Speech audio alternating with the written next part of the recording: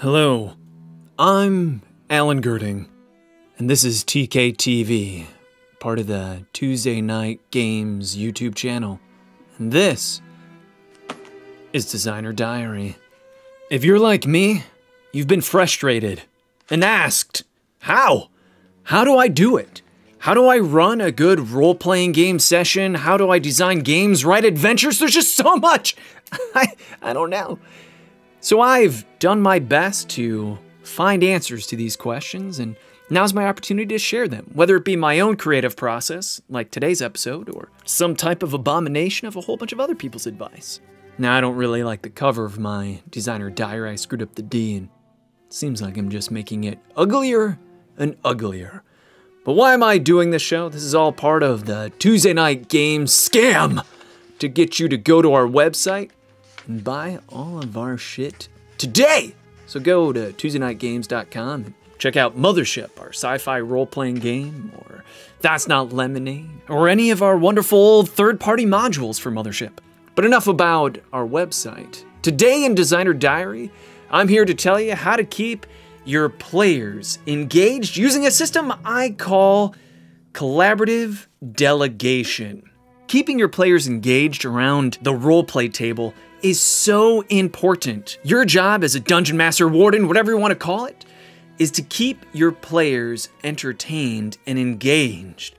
You're there together to create a story, but more importantly, you're there to create memories. Something that you can end the session with thinking, yeah, I am better off for having been there, and man, I think I may remember this for the rest of my life.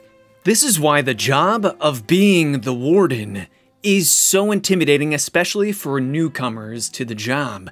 You have so many things that you're responsible for. You have to not only prepare the adventure, you have to be really familiar with the rules, you have to react, you have to have improv skills, you are the judge, jury, and executioner, but most importantly, you are the ultimate collaborator with those people around the game table with you. But this is also why I love, more than anything, being a game master. It scratches so many creative itches.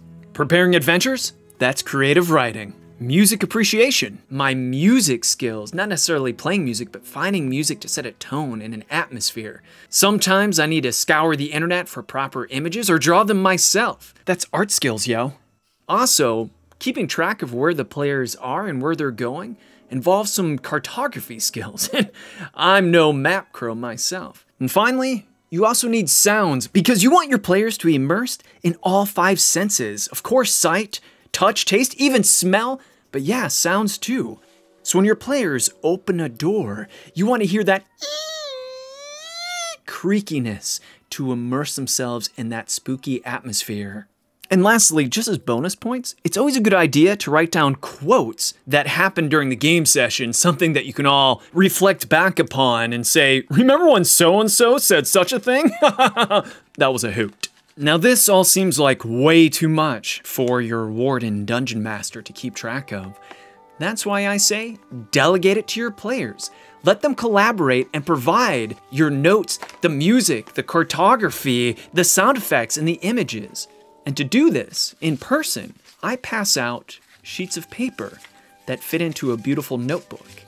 And on these pieces of paper, that's where they can provide their images, their notes, their maps. Obviously not music or sound effect. No, that's going to require someone's iPhone or computer and their mouths. How? But here you see some of the great collective work from previous sessions I've had with my very own players. You're looking at history here. Years of my players using collaborative delegation.